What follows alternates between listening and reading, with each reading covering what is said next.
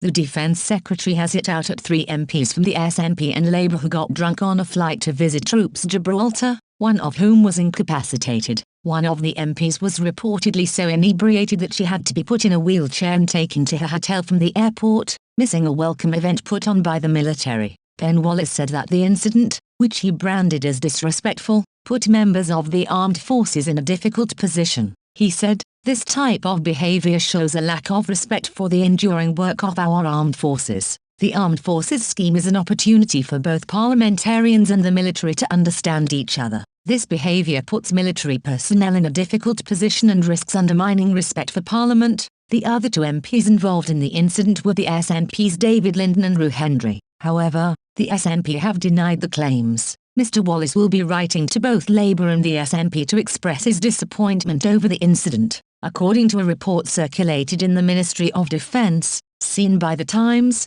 one of the MPs, from the Labour Party, was incapacitated through drink. She is reportedly returning to the UK 2 days ahead of schedule, today, after communication with Labour whips. A source close to the army, who spoke to The Times, said that the Labour MP was already visibly pretty drunk getting on the plane. They said, "She drank throughout the journey. She was kind of helped off the aircraft but made it through to the baggage area. In order to avoid a scene, she was popped on a wheelchair from the baggage area to the transport that was laid on. She was then put in the hotel straight away, and given a drink watch through the night." They added that the other 2 SNP MPs were also drunk. However, the SNP denies these claims. The newspaper reported that they were both said to have been difficult with airport staff on their outbound trip. Speaking about the incident, Tory MP James Gray, who is chairman of the all-party parliamentary group for the armed forces, said that the 3 were pretty well oiled by the time they got to the airport. Mr. Gray said,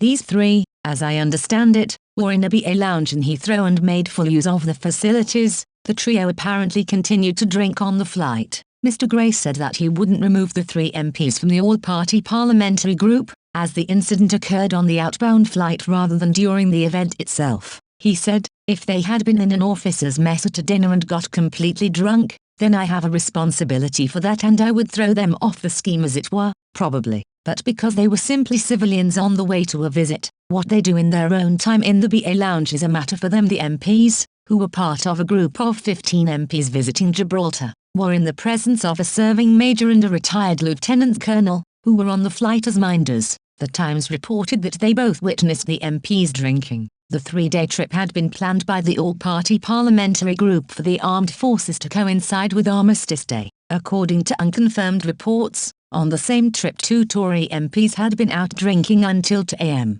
Mr. Linden and Mr. Hendry both managed to attend the welcome event after landing. In response to the claims, an SNP spokesperson said, "These suggestions are false." Rue Hendry MP and David Linden MP were honoured to be invited to this important event and attended all engagements, including the welcome meeting and dinner shortly after landing. Instead of trying to divert attention from the Tory corruption scandal engulfing Westminster, Ben Wallace should be apologising for his role in it, including voting to get Owen Paterson off the hook. Meanwhile, Mr. Hendry tweeted, "It's deeply disappointing that Tory MPs have made false claims in a shameless attempt to divert attention from the Tory corruption scandal engulfing Westminster. That is a matter for their conscience. I'll focus on doing my job and respecting our troops as we mark Armistice Day." And Mr. Linden tweeted, "Incredibly disappointed by what appears to be a bizarre Tory smear campaign in the media tonight, but I'll leave the politics to others. Instead, I'll continue to focus on participating in briefings with service personnel, meetings with local officials, as well as continuing to undertake training exercises and hear firsthand from those who serve in the armed services here in Gibraltar."